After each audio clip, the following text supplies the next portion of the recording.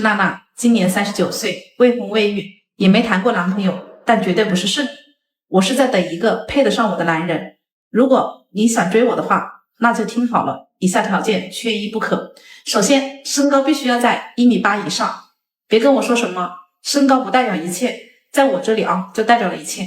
我可不想将来的孩子被人叫成小矮子。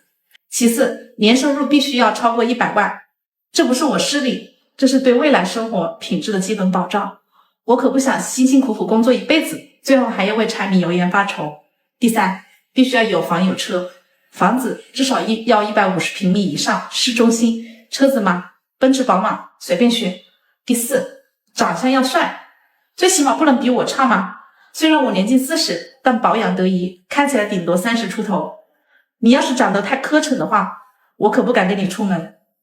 第五，家庭背景要好，我可不是想嫁过去天天伺候公婆的，最好是独生子女，父母退休领导那种。第六，学历必须是名校硕士以上，这不是我势利，我只是想找个能聊到一起的人。你要是连个像样的学历都没有，我们还有什么共同的语言呢？是吧？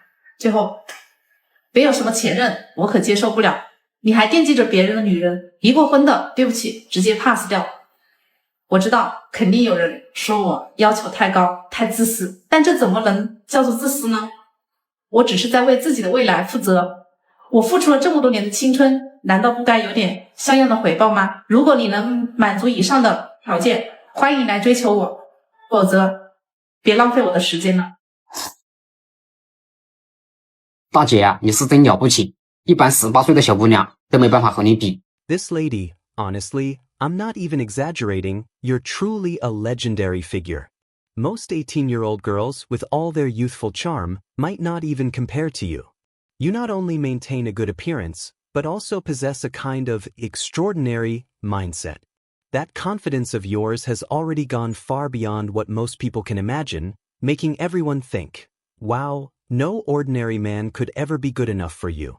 You've stayed single all this time, not because no one pursued you, but because in your eyes, they simply weren't worthy. Your standards for marriage are so sky-high that it leaves people speechless. Year after year, others got married and had kids, while you remained proudly alone. Yet your aura never faded. You're still standing tall, radiating that inner belief. I'm single, not because I can't find someone, but because I'm waiting for my Prince Charming, the rich, tall, and handsome kind. Honestly, just by looking at your mindset, I can tell you've watched more than your fair share of romantic dramas.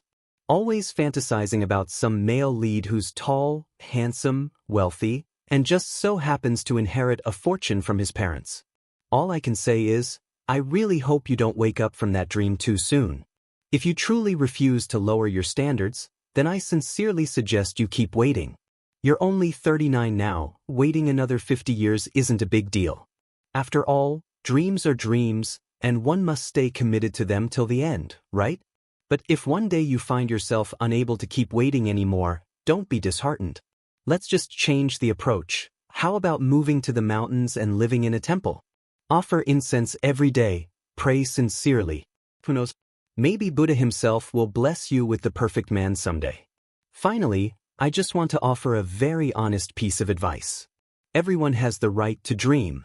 You want to pursue yours, we respect that. But I just worry that in the end, after years and years of waiting, your water supply and electricity might get cut off. And by that time, tell me, what exactly would someone be marrying you for? 穷养儿富养女，这句毒鸡汤可把中国男人坑得太惨了。 The widely circulated phrase, raise sons poor, raise daughters rich, is nothing more than a poisonous bowl of so-called success philosophy, and in the end, it has severely harmed an entire generation of Chinese men. On the surface, it appears to be a wise approach to parenting, strict with sons, generous with daughters, but in reality it turns men into burden-bearing responsibility tools who dare not complain, while turning women into entitled emotional princesses perched on a pedestal. So what does raising sons poor really mean? It means instilling in boys from a very young age the belief that a real man can only rely on himself, and that enduring hardship is a virtue. These boys are made to shoulder far more responsibilities than they should, and even to get a toy or a new outfit, they must beg repeatedly and cautiously. The result? As they grow up, these boys lack the experience of being loved, feel ashamed to ask for things, and even feel guilty when they try to treat themselves to something decent. They've never been taught how to love themselves, and the concept of pleasing oneself simply doesn't exist in their vocabulary. This kind of educational model causes them, even in adulthood, to continue shouldering financial and emotional burdens beyond their capacity. They subconsciously equate their value with what they give, and even if they're strapped for cash, they'll still scrimp and save just to spend money on a girl they like. When it comes to bride price, no matter how unreasonable the demands are, they don't dare say no. They've already internalized the belief that buying a house and a car is entirely the man's responsibility, and they don't even dare voice a single complaint. Frankly speaking, the consequence of raising sons poor is that it turns men into turtle men, docile, repressed, and trained only to endure, never to claim their own rights or dignity. They become qualified tools, not people who are truly loved. And what about raising daughters rich? Parents say it's for the daughter's own good, hoping she won't be deceived by a few sweet words or small gifts when she grows up. But what they're really teaching at a subconscious level is this: material things equal love, and being pampered equals what one naturally deserves. Girls who grow up having every wish fulfilled will naturally develop the belief that if a man doesn't spend money, he doesn't love me, that rituals are essential to every relationship, and that taking is a right by default. Once this sense of being noble is formed, their perception of human relationships becomes severely distorted. If they're even slightly unhappy, they'll block someone. If they hear one sentence they don't like from a man, they'll immediately break up. They rarely try to resolve conflicts in relationships and tend to handle everything emotionally, as if the whole world should cater to them. What they've learned isn't true independence, but rather how to rely on others' efforts to complete their self-worth. This so-called parenting experiment of raising sons poor and daughters rich ultimately leads to a situation where men view hardship and endurance as a badge of honor, while women treat reaping benefits without effort as their rightful destiny. On one side, we have wronged and repressed responsibility slaves. On the other, we have emotionally volatile overgrown babies. If we don't reflect on this soon, our generation will be permanently trapped in the endless tug of war over who should give more, never able to find true equality or happiness. 真实的原因呢，我不说，可能大家都知道，因为我太漂亮了。 Why, at the age of 39, am I still unmarried? As for the real reason, I probably don't need to explain it. Everyone already knows in their hearts, because I am too beautiful. From my facial features and proportions, you can tell. Honestly, I really am quite beautiful, like a fairy from a painting. Just imagining my appearance makes people gasp in awe. Even I feel shy to look at myself. I have big eyes, a small mouth, a high nose bridge, and exquisitely delicate features. Add to that my gentle personality and kind heart, and I'm sure everyone understands that too. However, there are always some people who, because of jealousy, start making malicious comments about me. Especially some married men, who feel that I am more beautiful and gentle than their wives, and they start to criticize me to bring me down. In truth, this is just a case of sour grapes. Some unmarried men, maybe because of their own poor conditions or unattractive appearances, lack the ability to pursue me, so they deliberately say that I'm too old and that I no longer have the ability to have children. What's even worse is that some women, unable to bear my beauty, say that I should go to a retirement home or even call me auntie or grandma. This is truly absurd. The world is so vast, yet there are so many strange things. I can't help but wonder, what's wrong with my beauty? Who have I offended? These trolls come in groups, with some even saying I should look in the mirror, or telling me to quickly find an old companion. How strong is their jealousy? I simply don't understand. Why can't beautiful people be admired? Like flowers blooming by the roadside, beautiful for all to appreciate, why must they be stepped on or even picked and discarded? In general, don't always compare me to your wives, and don't compare me to yourselves either. No comparison, no harm. You all know I am beautiful, so stop using your own standards to judge me. This way, you won't hurt your own feelings. If you know full well that I am beautiful, but still choose to compare, aren't you just asking for trouble? There's really no need for that.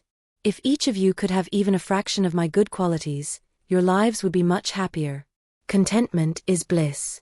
Life is really like that. Knowing how to be content makes it comfortable to live. There's nothing wrong with being beautiful. I was born this way, with no cosmetic surgeries. Maybe in my past life, I was too kind, and that's why the heavens have blessed me with such beauty in this life. As for those trolls online, they should already know why I haven't gotten married. After all, I'm 39 now. But they don't dare to speak the truth, for fear of hurting their own self-esteem. I completely understand.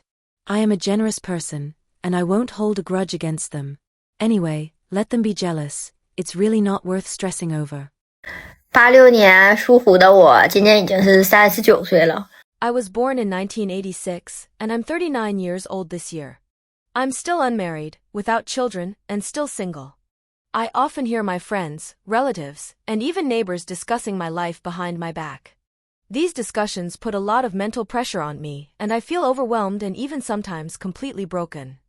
I used to be a very optimistic and positive person, but as I age, the gap between me and my peers has grown larger. For example, my friends' children are already taking the college entrance exam this year, while I'm still alone. I also rarely have any opportunities for blind dates, and at my age, it's almost impossible to hope for a romantic relationship through free love. Late at night, when I'm lying alone in bed, I often cry myself to sleep, overwhelmed with deep regret. I regret so many things, even though I know life can't be reset, and regret is useless, I still can't control my emotions. I've always considered myself to be a kind person, never having done anything bad, but why has love always been so hard for me? I never imagined that, at 39, I would still be single, unmarried. Do you know how it feels when I see my peers traveling with their families or posting photos on social media with their children, celebrating New Year's in beautiful new clothes, as a happy family of 3? While they're enjoying those moments, I'm still alone, with nothing. Many people say they envy me for living a carefree life, not having the mess of marriage, but only I know how lonely, broken, and fearful living alone really is. Who understands this pain and regret? I often think to myself, if I hadn't been so picky when I was younger and had married earlier, my child would be taking the college entrance exam this year. But sadly, life can't be reset, and regret is useless. No matter how many times I cry, no matter how many tears I shed, nothing in my emotional life changes. I've cried so many times, but there is still no change in my love life. Some people online attack me, saying that at my age, I should stop talking about being single and unmarried. They claim that I'm worse off than divorced women with children. These comments really break me. I never imagined that not getting married or having children would lead to so much ridicule and gossip. Sometimes, I say I don't care, but in reality, I can't help but care. Every time I hear these remarks, it truly breaks me inside. Because I really don't want to live alone, I feel so lost. I'm stuck, I have no way out. There are no opportunities for blind dates, and free love seems impossible when my peers are busy picking up their kids after school, while I have nothing. I really don't know what to do, I feel completely helpless. Many people also say I deserve to live this way, that it's my fate. I really feel broken. Some women, already in their 30s, are still looking for a man they have a spark with, someone they feel a connection with. And it even has to be love at first sight. Don't you think that's a bit immature? When you were 24 or 25, you didn't find your true love. And now that you're over 30, do you really think you'll find the perfect love you've always dreamed of in the marriage market? I've realized that many women today are getting more and more lost in their fantasies. Today I saw a woman online share her dating standards. She's already 36 years old, 1.64 meters tall, holds a bachelor's degree, and earns around 100,000 yuan a year. Her own conditions are relatively good, but her expectations for a partner sound as exaggerated as a 22 or 23-year-old girl. She insists on finding a man she feels a strong emotional connection with. He must be good-looking, at least 1.8 meters tall, must own a house and a car, and his income must be higher than hers. She says she must experience a passionate, earth-shaking romance, and will only marry a man who is absolutely perfect. Honestly, this kind of talk sounds like something a teenage girl of 17 or 18 would say. You're already 36. Since you've come to the matchmaking market, what you should value now is whether the man is reliable, responsible, and what kind of character he has. If, after marriage, the man has a decent income, can handle things outside the home, and is even willing to cook for you in the kitchen, that's already very good. All that chemistry, first impression, good looks and tall height. These things can't put food on the table.